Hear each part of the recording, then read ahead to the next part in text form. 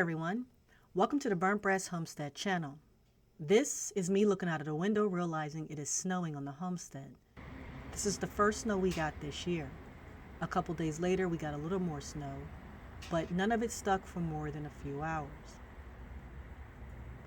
I love when it snows. There is something about the snow that makes you want to sit in a comfortable chair and read a book, or sit in front of the fireplace enjoying the warmth of the fireplace and the beauty of the snow slowly drifting down to the ground.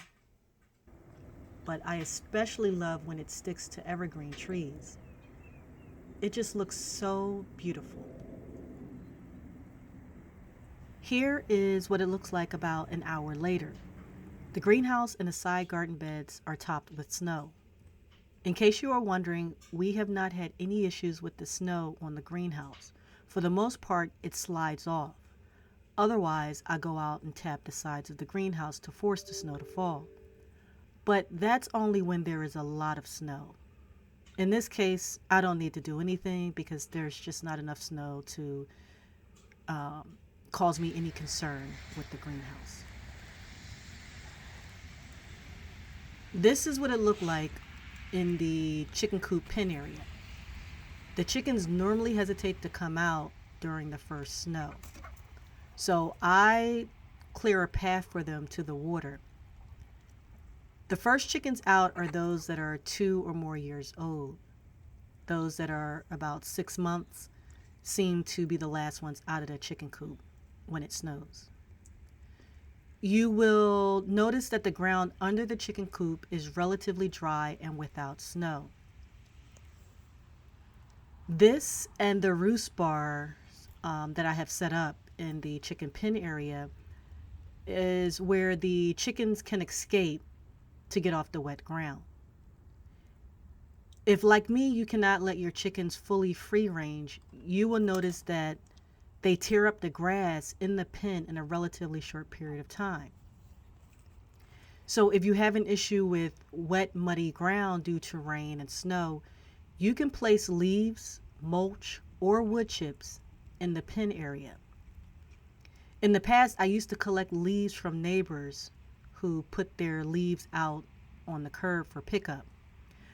I started collecting them in the fall and I would store them in the back of the yard near the chicken coop, specifically to combat the mud that can develop in their pen area if it rains heavily or snows. It really isn't healthy for the birds to walk on wet ground for too long, so you do want to have a place where they can walk comfortably in a dry area. And during the spring, as the ground warms up, you can take the top layer of the soil in the pen area and move it to your compost bin.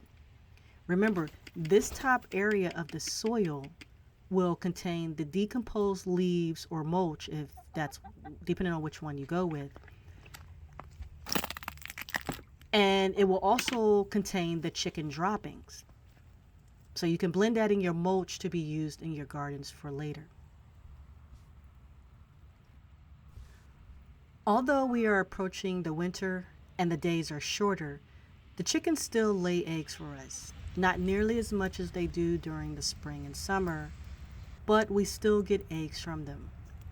We do not put artificial light in the chicken coop to force them to lay throughout the fall and winter. Instead of doing that, you can simply dehydrate or freeze dry the extra eggs you get from them during the spring and summer months to be consumed during the winter. All of the chickens eventually exited the chicken coop to get some fresh air and water. I hope that you have enjoyed this video. If so, please consider giving it a thumbs up to help get this channel recognized by the YouTube algorithms. Thanks for watching.